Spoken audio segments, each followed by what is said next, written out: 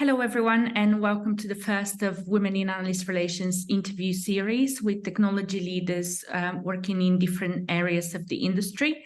Today, we have Meghan Anzelc, who is the Chief Data and Analytics Officer at 3Arc Advisory. Meghan started her career as a scientist, then moved to the world of data and analytics, where she builds DNA functions in teams for large enterprises spanning different countries and work cultures. Hello, Meghan, and thank you for taking the time to speak with Women in Analyst Relations. Absolutely. Thanks so much for having me. I'm really happy to be here. Can I start by asking you to tell us a little bit more about yourself, how you started your career in technology? I mentioned that you started as a scientist, but just to kind of tell us a little bit more about this and your... Sure. Yeah.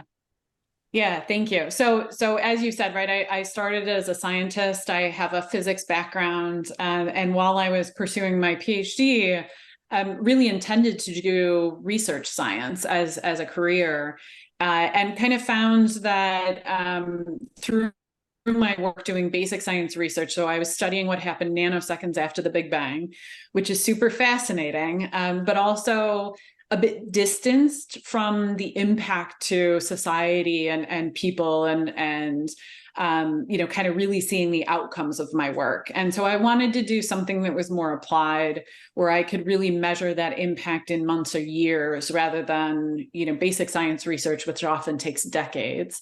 So I started talking to physicists who had left academia and research and gone into the private sector. And from many of those kind of informational interview conversations, ended up connected to someone who was doing data science and AI work in the insurance industry. And so that's how I actually ended up in insurance. It's not a field that I had planned on or knew much about, but I found it to be a fascinating industry where there was a real use and need for my skill set and what I had, done and learned in my career up to that point. And so you mentioned that you've worked in insurance where you build data and analytics functions. Can you tell me a little bit more about your work in this industry? What were the challenges that you experienced, and how did you approach them, the lessons learned?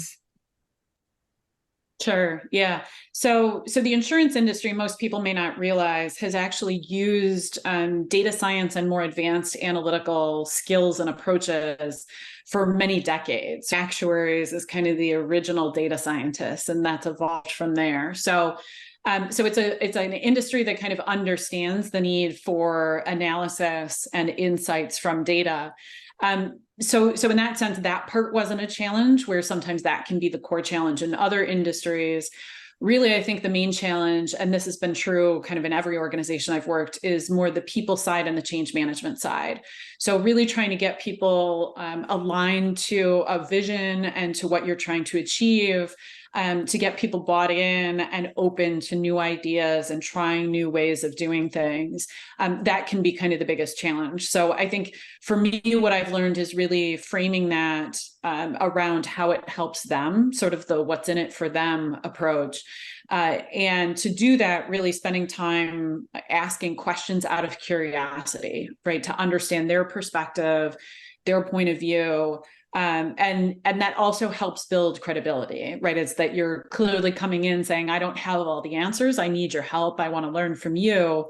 And then here's the skill set that I can offer and the approaches that I can offer that might help you with some of the pain points, the frustrations, the bottlenecks in the work that you're doing, right? So that the business can actually continue to achieve its goals and even accelerate the path towards achieving the strategy and the vision of the organization. So I think that people side is really the critical piece. It's the most challenging, but it's also the most fun. Yeah. And how this experience helped you in your career moving forward? Yeah, I mean, I think that's been one of the differentiators for me is that ability to talk to others who have different backgrounds than mine, different skill sets than mine, across levels of the organization. So everything from boards of directors and C-suite executives to the individuals working within an IT organization or the legal team. That ability to speak to a really broad range of people in language that resonates with them, I think has been a differentiator for me, compared to many other people with backgrounds like mine. Highly technical people are not generally thought of as being strong communicators. So when you can illustrate those communication skills and the influencing of getting people on board and aligned and working with you towards a common goal, that really helps accelerate what you can in an organization. So, and those I would say are the skills that have helped me the most in my career. And apart from building fantastic data and analytics programs, you also recruited and retained and developed teams from multicultural, multinational backgrounds. So what is your experience from doing this, and what do you look in a person when you are recruiting? Yeah. So I think my experience in that actually goes back to my graduate school days. So unlike most people who get a PhD in a quantitative or scientific discipline, most people are spending time in a lab with maybe half a dozen people. My experience is actually very different. I was working at a United States Department of Energy federal research laboratory, and that was a collaboration of over 2,000 people. And they were all spread across the globe, only a few hundred of us actually on site at the lab, and then everybody else was distributed virtually. So this was far, way before the pandemic, and when remote work and distributed working became more the norm. And so I think that really colored and shaped my perspective of, one, from the very start of my career, working with people from a wide range of backgrounds, ethnicities, countries of origin, cultures, and the ability to find ways to work effectively with those people when it was distributed and virtual much of the time. That really helped shape much of my sort of thinking and approach, that it was certainly possible and you could get really amazing results out of bringing together people with very different backgrounds and approaches to problem solving. So that's something I really value strongly. Tied to that, I think, is the piece around learning. So certainly for myself, I'm someone who really enjoys learning new things, that sort of curiosity I mentioned about understanding where other people are coming from. That's something I look for, and I think helps when you're working on a team of people that is coming from very diverse sets of backgrounds and experiences. So that curiosity, that interest in learning, helps kind of understand where people are coming from and how they might be approaching a problem.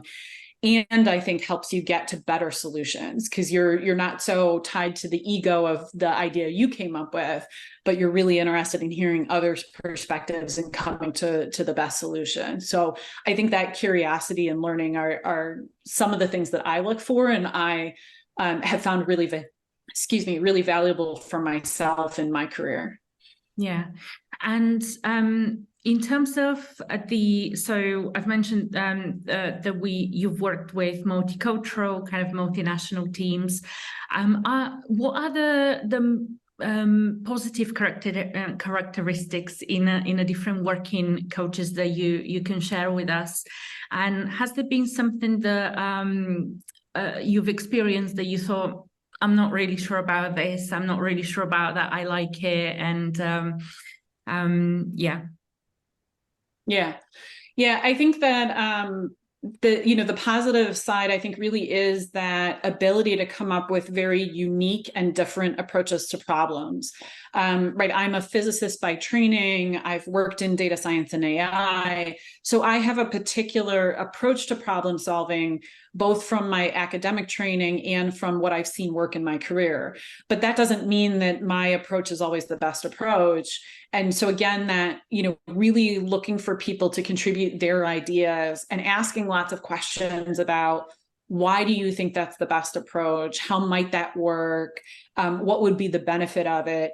Can really help for additional ideas, and especially when you're doing this on a team, to really come up with even more innovative solutions that are better than any of the individual solutions we might have come up with on our own. So that's something that I found to be incredibly valuable. In terms of the downside or the negative, I'd say it's not so much around maybe multicultural, but more sort of personality and approach, perhaps, of I think it can be a challenge at times to remember that we're all people who have lives and cares, both at work and outside of work. And so again, that idea of empathy and trying to understand where people are coming from, I think is very important to be a better leader. Sometimes I've run into leaders who do that very differently, right? Who seem to not have a lot of empathy, or to not understand kind of the perspectives of the people that they're working with, who are working for them, that they might be going through some very difficult things or a unique situation. Some people are, of course, also very private about that, and they don't actually want to share a lot, and that's okay too. But I think that's the lack of kind of empathy or curiosity to try to think, why might someone be behaving this way, or what might they need to support them to do their work. I have a hard time understanding, because I think that from my perspective, that curiosity, that empathy, that trying to understand where people are coming from and really meet them where they are, I have just found so incredibly valuable that I can't imagine not doing it. So that can be a hard thing for me to understand. Yeah. And so you spent quite a few years in insurance, then you moved to a company called Spencer Stewart. And just for those listening to this conversation, Spencer Stewart is a company helping enterprises attract and recruit senior leadership and C-suite talent across the globe, which is an industry that is very, very different from insurance.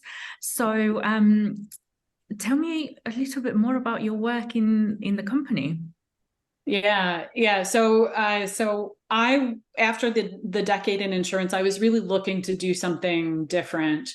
And in particular, I was looking for an area where there was a high opportunity for learning and a high opportunity for impact. And so people analytics was one space that appeared to me to be still fairly early in its maturity. And so there wasn't kind of a playbook to follow, right? There were for some pieces, but there wasn't a lot of data science that had really been brought into the people analytics sphere at that time. So it seemed like more of like a greenfield opportunity, a lot of opportunity to try different things and experiment and impact on the organization when we were able to get it right. So sort of those two things were what really interested me and attracted me. I think the other piece was that it's an industry that historically, right, if you look at executives across the globe, across history, they're overwhelmingly white and male. Right. And so there's also a piece around thinking about DE&I, diversity, equity, and inclusion, where how might we sort of help organizations see the skills and experiences of candidates more clearly, so that we're not accidentally coloring our views of candidates or who we might recommend for a role based on demographic characteristics, right? But really getting to what are the attributes you need to be successful in the role, and how could we get down to that? And to me, that's also a very data-centric problem to help solve, but one that needs a lot of care and thought to make sure that you're approaching it in ways that are ethical and as unbiased as possible, so that you can actually make the work better. But that was another kind of fascinating part of the industry to me, was that if you could even make small improvements to that, Spencer Stewart places CEOs and C-suite leaders and boards of directors at some of the largest and most impactful organizations in the world. So if you could influence that in a positive way, even if it was a small impact, the sort of overall impact when you're talking about a CEO of a Fortune 500 company and the kind of lives that they impact, the business they impact, right? That sort of helps kind of accelerate and grow that impact tremendously. So to me, that was really exciting. Yeah. And you haven't worked in executive search before. how do you innovate in an industry Correct. that you don't know? Yeah.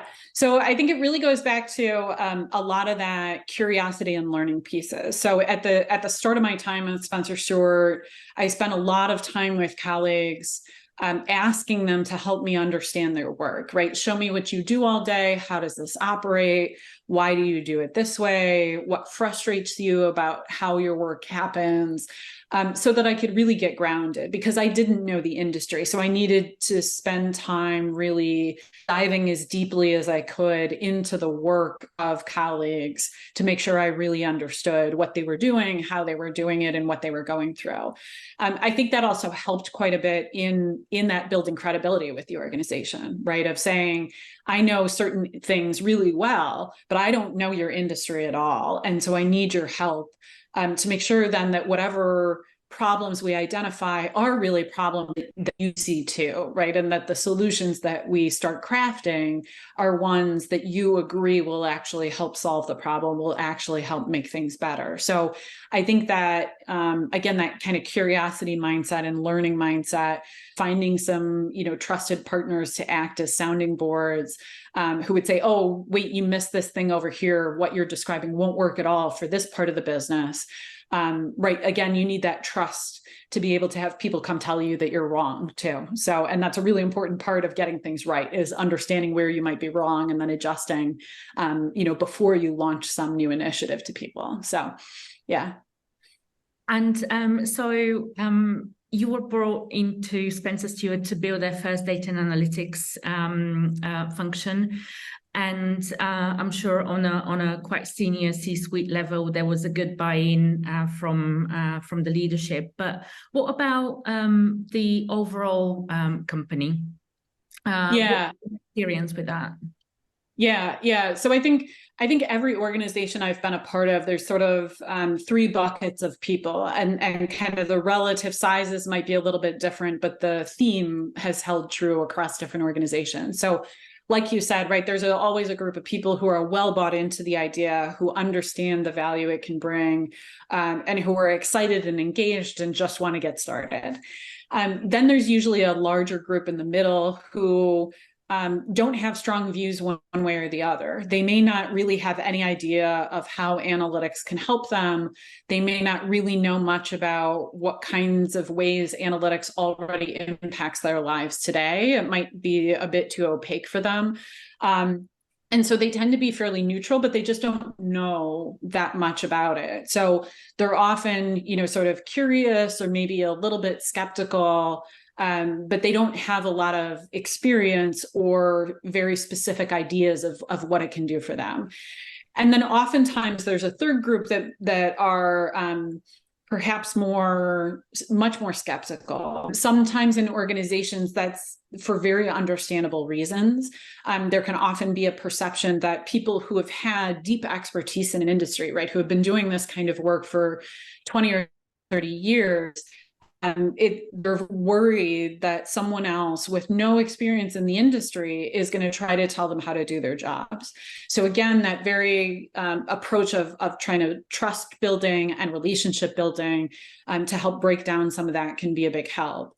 And then with kind of that group in the middle, it's really about giving them some concrete examples and helping show them what it can do for them, and finding ways to let them play around with the technology, right? So ChatGPT has been a great example for everybody to really kind of touch and see and feel how AI works.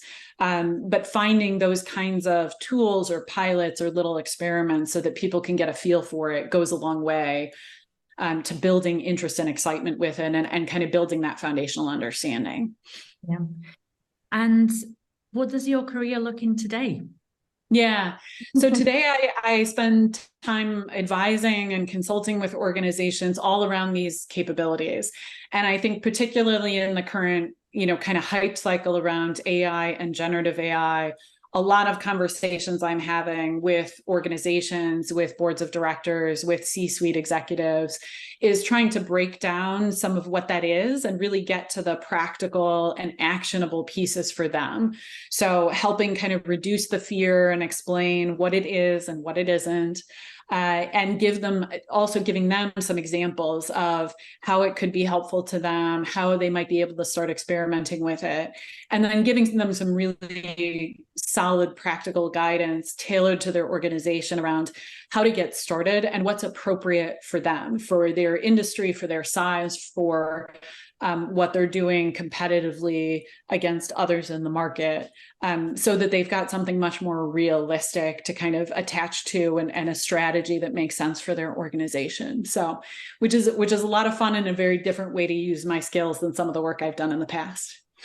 That sounds great. And in your work, have you ever used industry analysts? Absolutely. So at different points in my career, that's showed up in somewhat different ways, but often throughout different roles that I've held. Absolutely. So a couple of examples, some has been for roles like at Spencer Stewart, or a role I held before at Access Capital, which were both built from scratch, using a lot of those analyst guidance and reports to help inform what strategy could and should be, to understand better kind of what the market landscape looked like, to help executives at the organizations I've operated within see themselves compared to both some of their competitors, but also to some adjacent companies whom they might not be competing against directly, but who have very related businesses. So to help kind of give some broader color to what does the market look like, how does the strategy we're crafting fit into that, and how will it set up the organization for competitive advantage and differentiation in the market. The other ways I've used them is in M&A research and strategy. So at a couple of organizations, I've helped shape those strategies and conducted due diligence. So again, really understanding the market of what might be out there in terms of acquisition targets or partnerships that we might want to pursue. And thinking through, who are some of the competitors of the potential targets? How do we do our own good research about what's in the market to continue to refine the strategy, and then go after the ones that we think are really attuned to the problem we're solving, and aligned to the strategy that we have. So absolutely in different ways and for a couple of different purposes. So, yeah. And Meghan, you had and you have quite a successful career in technology. You had your career in science before that. Why should women look to build a career in the tech industry? Yeah. So I think it's very clear why the tech industry should be looking to recruit more women, right? I think you and I both know very well and that there's a need for greater gender parity in the field. And so it's very clear that technology should be looking to recruit and retain more women. And like I was saying before, right, you come up with better solutions. There's lots of research showing that your company operates better and more successfully when you have a more diverse group of people contributing to the organization. For women themselves, right, I think obviously there's that need for greater diversity. I would say there's sort of two things that I found. One is that there's a really wide range of roles available in technology. So even if you're not a deeply technical or quantitative person, that doesn't mean that there's not a place for you in technology. There are things in marketing and sales and finance and lots of different areas that really need good people helping the company achieve its goals. There are those highly quantitative roles too. So I certainly am a staunch supporter of anybody that wants to pursue that kind of path as well. And then the other piece I would say is that I've really found that the business problems are multifaceted, they're complex, they're challenging. And so it's led for me to have a very fulfilling career, right, with problems that I found intellectually challenging, difficult to solve, but also very rewarding and fulfilling work. So to me, that's kind of the real core, is that there's work out there that is fulfilling and challenging, that will allow you to continue to stretch and learn and grow. And that's probably the most compelling reason to consider a career in technology. Thank you. And if you if you could share a advice or any tips from your really day-to-day work that you have learned throughout your career, what would they be? Yeah. I mean, I think, like I was saying before, I think that communication and influencing skill set has been really the most valuable to me in my career. So a lot of times when I'm mentoring or guiding either STEM students or early career professionals coming from STEM disciplines, much of my guidance is around that, around really building out your communication and influencing skills, because that can be such a differentiator compared to other technologists and other quantitative people. The other piece is really thinking about your career and being strategic and thoughtful about it. So when I was in grad school, I spent a lot of time with my university's career services to understand what different career paths might look like, what compensation looked like. And they were very helpful throughout my job search in everything from, networking introductions for informational interviews to negotiating around offers and what that should look like, and different techniques and strategies for negotiation. So that's another area that I wish I had taken a course in negotiation and been a bit more formally educated in it, because negotiation skills have been so critically important as well, both for that first job offer and negotiating, but also throughout my career, right? Whether it's negotiating for myself in my own career, or to help people on my team and advocating for them. So negotiation, I think, is the other skill set that I would highlight. Mm-hmm. And are there any challenges that you have experienced consistently throughout your career? And also, if you can give just one piece of advice to women working in technology, what would that be? Yeah. So on the challenges side, certainly there can be presumptions about people that are unfair and unfounded, but all of us have some level of unconscious bias. I really try to make that unconscious bias as conscious as possible, right? That taking a step back and saying, am I judging this person fairly? Or am I making some snap judgments that are perhaps based on stereotypes or preconceived notions? So that can be a real challenge for women and for others from other underrepresented groups in technology. I think for myself, it's been part of finding good communities. So finding people who are like me, people who are also different from me, but have their own sets of challenges, and finding kind of community and commonality in our experiences and helping each other problem solve and work through potential challenges. For me, that's been very fulfilling.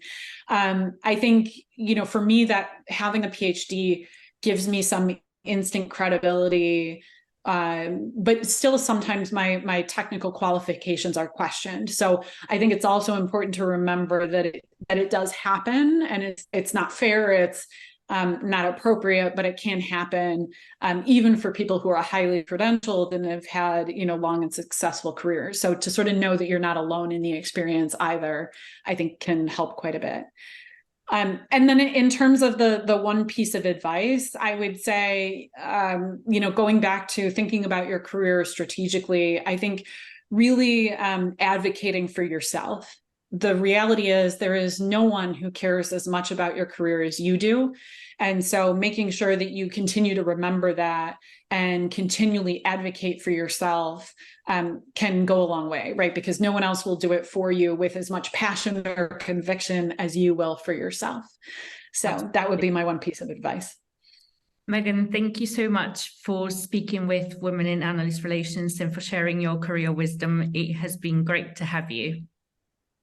Thank you so much, Elena. I'm so glad to have this conversation with you. Thanks so much for having me.